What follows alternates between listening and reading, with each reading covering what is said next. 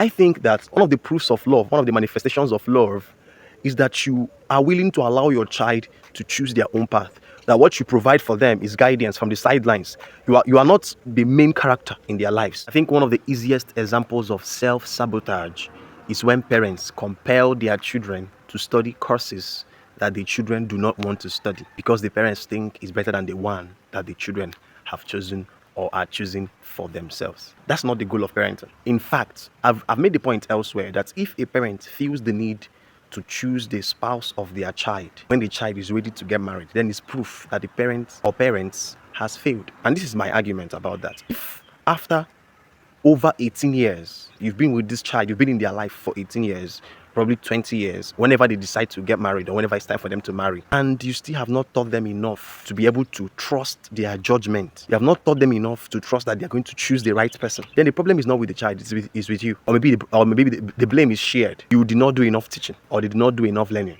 Either way, there's still a part of the blame for you. It's not classic that you still do not trust the judgment of your children when they have already become adults. That's for marriage. Now, for courses or career choices, I think that it's an unfair thing to do, and this is very, very rampant in Africa. Yes, parents think that because they are older, they know more, and that is true to some extent. But age does not always equate more knowledge. That you've been around for longer does not always mean that you know more about a subject than people who are younger. For instance, there are subjects that our parents cannot match us on. I mean, our parents do not know about tech, except they are tech inclined. Maybe their career is tech, but otherwise, most parents do not know more about the internet and tech and AI and all of that than their children. There are many areas that you don't understand, even though you are older. I think that one of the proofs of love, one of the manifestations of love, is that you are willing to allow your child to choose their own path. That what you provide for them is guidance from the sidelines. You are not the main character in their lives. It's a problem. It's a main character syndrome if you feel the need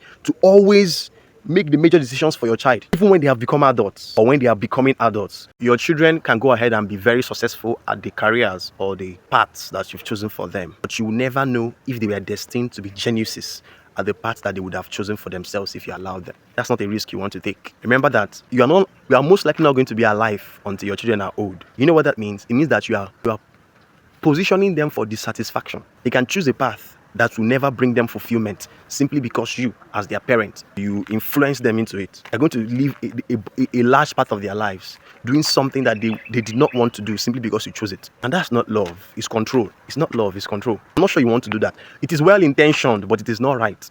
Trying to decide the course of your children's life like a dictator is well intentioned, but it is not love. It is not right. Grace to every wayfarer.